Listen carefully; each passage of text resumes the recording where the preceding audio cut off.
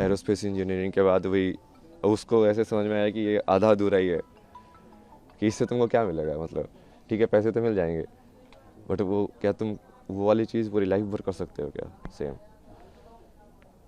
अब वो लाइफ भर यदि नहीं कर सकते हो मतलब तुम उब जाओगे, क्योंकि माया को तुम हटा नहीं सकते हो, क्योंकि वो माया बनी हुई इसलिए एंजॉय करने के लिए, उसको जीने के लिए। बट वो यदि कनेक्शन टूट जाएगा, जो कि अभी काफ़ी टूटा हुआ है, इस सवाल के बारे में तो सोचोगे ना। बुद्ध को यही तो सवाल आए दो चार, लाइक ये बूढ़ा क्यों होता है, ये इंसान मरने के बाद क्या होता है, ये मृत्यु क्या होती है। अब आप सोच के देखो मृत्यु क्या होती है। ब्रह्म ज्ञान की प्राप्ति तो विराट कोहली की भी हो सकती है, वो बिना अपनी चित्त की मेमोरी को यूज करके एक शॉर्ट। नमस्कार। इन दिनों प्रयागराज में महाकुंभ लगा हुआ है। प्रयागराज में तरह तरह के लोग महाकुंभ में जा रहे हैं। सेलिब्रिटी भी जा रहे हैं, बॉलीवुड के स्टार भी जा रहे हैं, राजनेता भी जा रहे हैं, साधु संत भी जा रहे हैं, बड़े बड़े सिद्ध पुरुष भी जा रहे हैं। इसी बीच हम लोग देख रहे हैं कि लगातार कोई ना कोई वीडियो चर्चाओं में आ रही है। यानी ये मान के चलिएगा कि ये प्रयागराज महाकुंभ जो है ये सोशल मीडिया पर बहुत वायरल हो रहा है। यानी यूं कहे कि प्रयागराज का महाकुंभ इस बार पूरा सोशल मीडिया पर तैरा हुआ हमें दिख रहा है। इसी बीच तमाम लोग ऐसे हैं जो खूब वायरल भी हो रहे हैं। इस प्रयागराज में पूरा प्रयागराज जो है कैमरे की नजर में है, यानी मीडिया की नजर में है। इसमें यूट्यूबर भी हैं, इसमें मीडिया चैनल्स भी हैं। तमाम लोग सोशल मीडिया का भरपूर प्रयोग कर रहे हैं।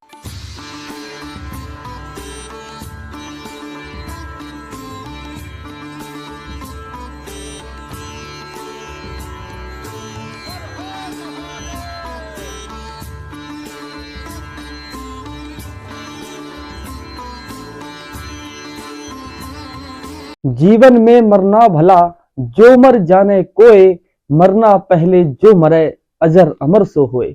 अर्थात जीते जी ही मरना अच्छा है, अगर कोई मरना जाने तो। मरने के पहले ही जो मर लेता है वह अजर अमर हो जाता है। कबीर का यह दोहा पूरी तरह से प्रयागराज के महाकुंभ में चर्चा का विषय बने आईआईटी वाले बाबा अभय सिंह पर बिल्कुल सटीक बैठता है। आईआईटी बॉम्बे से पास आउट बाबा अभय सिंह आज अपना सब कुछ त्याग कर संन्यास के रास्ते पर चल पड़े हैं। क्या आप सोच सकते हैं कि इतने अच्छे एकेडमिक करियर के बाद कोई संत बन जाए? बिल्कुल नहीं। आखिर क्यों एक होनहार लड़का बैरागी बन गया और इस चमक धमक वाली दुनिया से उसका वास्ता ही उठ गया।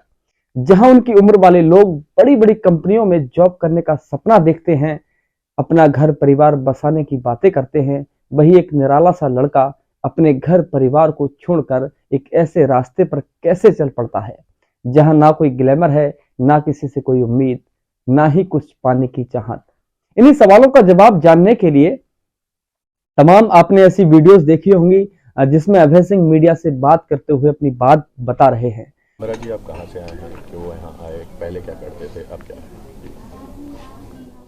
है? जैसे ये सवाल पहले मुझसे कुछ पूछा था ना, कहाँ से आए हो, तो उसको बहुत सारे जवाब देता था मैं। कभी बोलता था कैलाश से आया हूँ, कभी बोलता था मैं कुंड से आया हूँ, कभी बोलता था कि यहाँ से आया हूँ।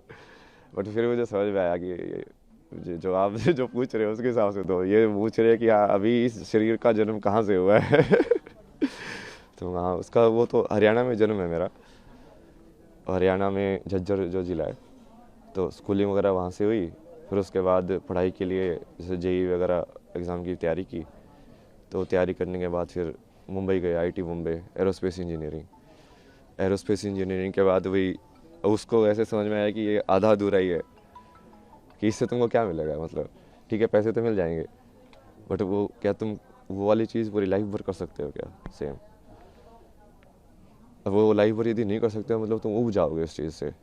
तो मेरे को वैसा चाहिए था, लाइक पूरा जॉब, लाइक हाँ ऐसी चीज़ मुझे मिल जाए जो मैं करता रहूँ, बस मज़ा आता रहे, लाइफ चली जाए पूरी। और उसकी खोज में तुम निकलते गए, फिर जैसे मीनिंग ऑफ लाइफ तुम ढूंढते रहते हो, यार ये लाइफ का मतलब क्या है, मुझे क्या करना चाहिए। आगे बढ़ते जाते हो, आगे बढ़ते जाते हो। उसमें बहुत सारे ऐसे रास्ते आए, बहुत सारी चीज़ें हुई बीच बीच में, यहाँ वहाँ मोड़ आए बहुत सारे। धीरे धीरे आके फिर तुमको वही फाइनली वही तुम वैसे ही देखते हो कि जो होना होता है वो वैसे ही होता है। तो वैसे ही हुआ, सत्य तक पहुंचा मैं जैसे भी पहुंचा, लड़खड़ा के भटक भटक के।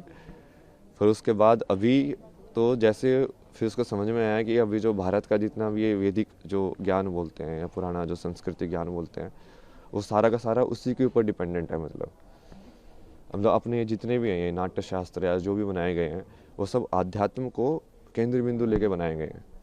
सब राग जो डिज़ाइन हुए हैं, म्यूज़िक से लेके, परफॉर्मेंस से लेके, फिर रहन सहन से लेके, फिर जो जो परिवार का जो विधि है, शादी का विधि है, संस्कार जो होते हैं बच्चों के सारे ये उस चीज़ को केंद्र बिंदु लेके डिज़ाइन किए गए हैं। पूरा सिस्टम जो पूरा जो जैसे आश्रम की व्यवस्था थी पहले कि हाँ ब्रह्मचार्य आश्रम होगा, गृहस्थ आश्रम होगा, तो वो पूरा वैसे ही उन्होंने बनाया है कि अब इस माया में तुम कैसे डिज़ाइन करो कि वो आध्यात्म वाला जो कनेक्शन है वो बना रहे, कि लोग खो ना जाए ज़्यादा। क्योंकि माया को तुम हटा नहीं सकते हो, क्योंकि वो माया बनी हुई इसलिए एंजॉय करने के लिए, उसको जीने के लिए। बट वो यदि कनेक्शन टूट जाएगा, जो कि अभी काफ़ी टूटा हुआ है, अभी लोगों को वही लगता है कि ये सब अलग अलग है। अलग अलग नहीं है, वही की चीज़ है वो। 2008 में आईआईटी बम्बई से पढ़ाई की। अब वह एरोस्पेस टेक्नोलॉजी के अपने गहन ज्ञान का उपयोग करते हुए कॉपी और डायग्राम के माध्यम से लोगों के जीवन और अध्यात्म का महत्व समझा रहे हैं। बाबा कहते हैं कि साइंस केवल भौतिक जगत को समझाने का माध्यम है, लेकिन इसका गहन अध्ययन हमें अध्यात्म की ओर ले जाता है। क्या चीज़ है जो इस पीढ़ी को अध्यात्म से अलग कर रही है? और दृष्टिकोण क्या होना चाहिए? दृष्टिकोण तो यही होना चाहिए कि ये सब उसी के ऊपर ही बेस है, कि जो बेस है वो आध्यात्म ही है। जो जिस चीज़ को तुम, जहाँ पे हम जी रहे हैं उस ज़िंदगी में, यदि तुम्हारे पास यही सवाल नहीं आया कि मृत्यु के बाद क्या होना है मेरा, और ये मैं जन्म से पहले क्या था, मैं कुछ था कि नहीं था, तो इस सवाल के बारे में तो सोचोगे ना।